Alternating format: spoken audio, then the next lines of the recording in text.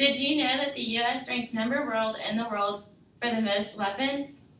In the past year, there has been problems with our nation's gun laws and how they change from state to state. Gun laws are now the biggest issue in politics. The big question should be for citizens. Are they allowed to carry and possess guns? There's two sides. You have the side that's for it and say that if you get rid of guns, it's going to be unconstitutional and that they have the right to protect themselves and their family. Then there's the side that's against guns, that feels that without guns we wouldn't have problems like mass shootings or just shootings in general that cause a lot of the world's deaths. The U.S. Constitution says a well-regulated militia seeking necessary to the security of a free state, the right of the people to keep bear arms shall not be infringed. Now that you know the two sides, I'm going to read to you some statistics I found on the National Rifle Association website, ILA. The nation's total violent crime hit an all-time high in 1991. Therefore, after it declined 18 to the next 20 years.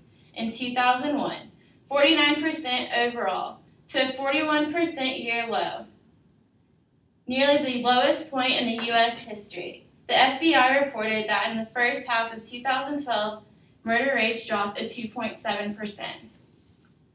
But why the crime decrease? Due to actions taken by states, every state has different gun laws. For example, New York, citizens are not allowed to carry guns or own them at all. But then states like Texas, Article 1, Section 23 of Texas Constitution says, every citizen shall have the right to bear arms in the lawful defense of himself or the state, but the legislator shall have the power by the law to regulate the wearing of arms with a view to prevent crime. To carry a gun in Texas, you have to meet a bunch of standards. You have to be at least 21 years of age, have no criminal background or felonies, which is your background check, completed a safety course presented by your state where you will receive your CHL, your concealed handgun license. It's not the same everywhere you go. The rules range from state to state. So before you take your gun anywhere, make sure that it's not the same or that it's the same and not different. There is still and probably always going to be a downside about having guns.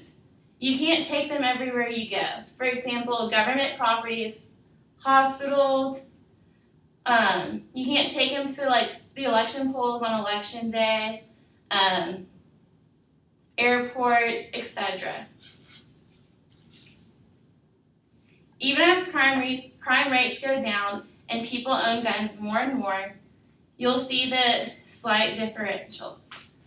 For example, the Columbine shooting in 1999, Virginia Tech 2007, Sandy Hook in 2012, and the Aurora Theater also in 2012. As you see, 2012 has the highest injury and fatality rates. This is the one on the far left. Because the reason why it's so high is because it has 2 of the 4 top mass shootings in the U.S.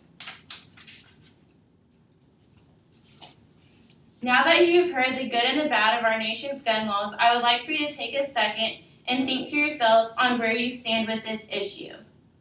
If we remained in a society without guns or took them out, would it prevent these issues?